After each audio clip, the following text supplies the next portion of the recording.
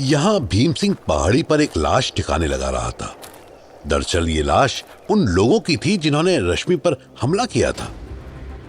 विवेक को ये कतई मंजूर नहीं था कि कोई रश्मि को हाथ लगाए।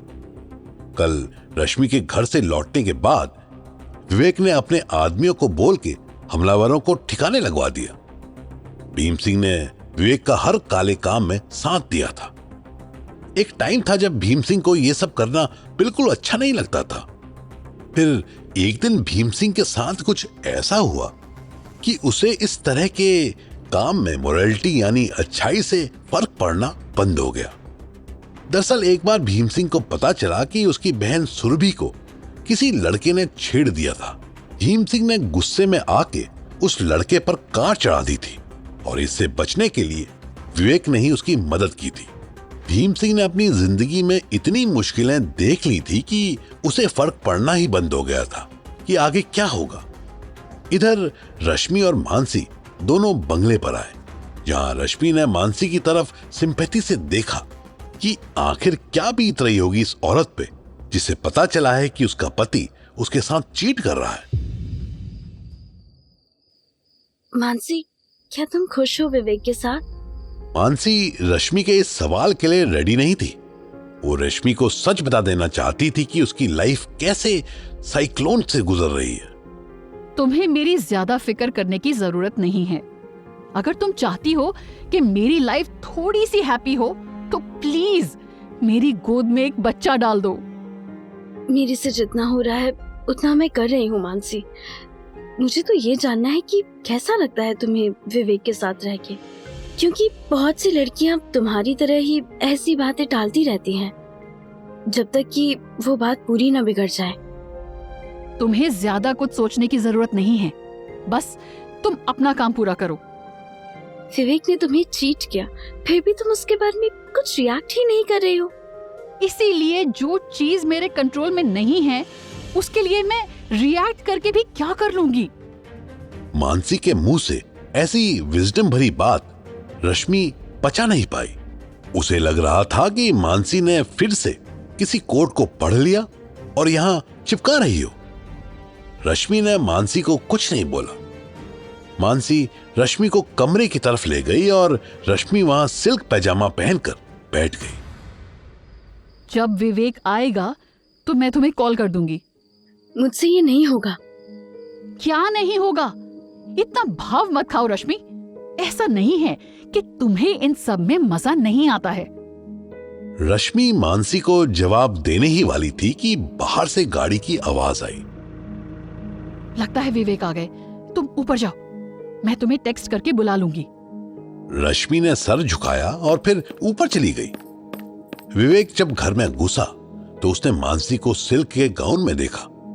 वो मानसी की तरफ बढ़ा और उसको बाहों में भींच लिया। 3 सालों में ऐसा पहली बार था कि मानसी विवेक के इतने करीब थी। तुम आज अस्पताल गई थी क्या? मानसी घबरा गई। उसे कुछ समझ नहीं आया कि क्या जवाब दे, पर उसने सोचा कि विवेक को एक ना एक दिन सच का पता चल जाएगा और ये भी कि रश्मि और मानसी में कितना अंतर है। मुझे ऐसा क्या होगा जो मैं अस्पताल जाऊंगी? आज ही माँ से बात हो रही थी। वो चाहती है कि खरबंदा परिवार को एक वारिस मिल जाए। हाँ, मम्मी जी की तो ये दिली ख्वाहिश है। पर ये इतना आसान नहीं होगा। बच्चा पैदा करना काफी मुश्किल होता है।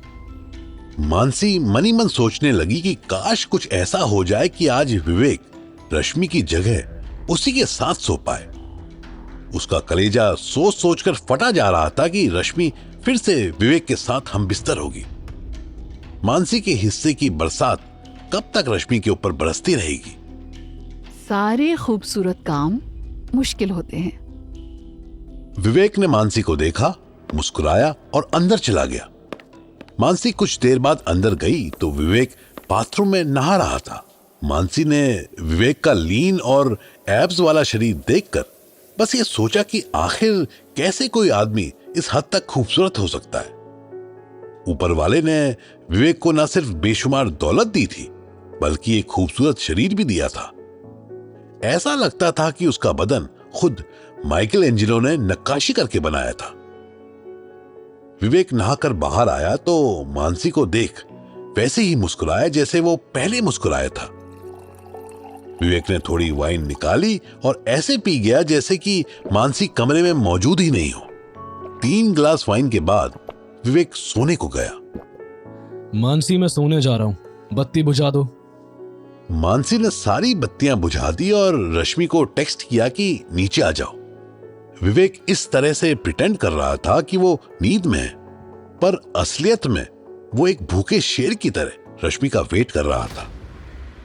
रश्मि टेक्स्ट रिसीव करके नीचे विवेक के कमरे में आई। विवेक ने उसे लगभग 3 घंटों तक प्यार किया। जैसे ही रश्मि कमरे से निकलने वाली थी, विवेक ने उसे पीने के लिए पानी ऑफर किया और रश्मि को भी इतनी प्यास लगी थी कि उसने बिना सोचे पानी पी लिया। दरअसल पानी में कॉन्ट्रासेप्टिव और नींद की गोलियां डली हुई थी ताकि रश्मि प्रेग्नेंट भी ना हो और उसे नींद भी आ जाए। रश्मि ने पानी पिया और देखते ही देखते उसे नींद आ गई। रश्मि के सोते ही विवेक ने बत्तियां जलाई तो एकदम से रश्मि का चेहरा उसकी आंखों के सामने आ गया और वो उसको देखता ही रह गया। विवेक ने रश्मि के साथ अगले 2 घंटे और अपनी प्यास बुझाई और लास्ट में रश्मि के बदन की फोटो निकालने लगा। दूसरी तरफ मानसी विवेक और रश्मि को कमरे में इमेजिन करके अपना खून चलाए जा रही थी। उसी बेचैनी में जाके दोनों को कमरे में देखने की सोची पर हिम्मत नहीं कर पाई। दोनों को हमबिस्तर होते हुए सुबह हो गई थी। मानसी उठी, किचन में गई और चाकू निकाला। उसने अपनी कलाई काट ली। क्या मानसी बच पाएगी? विवेक ने किन लोगों की लाश ठिकाने लगवाई थी? आखिर भीम सिंह उसके लिए इतना वफादार कैसे था? जानने के लिए सुने इस कहानी का अगला हिस्सा सिर्फ कुकू FM पर।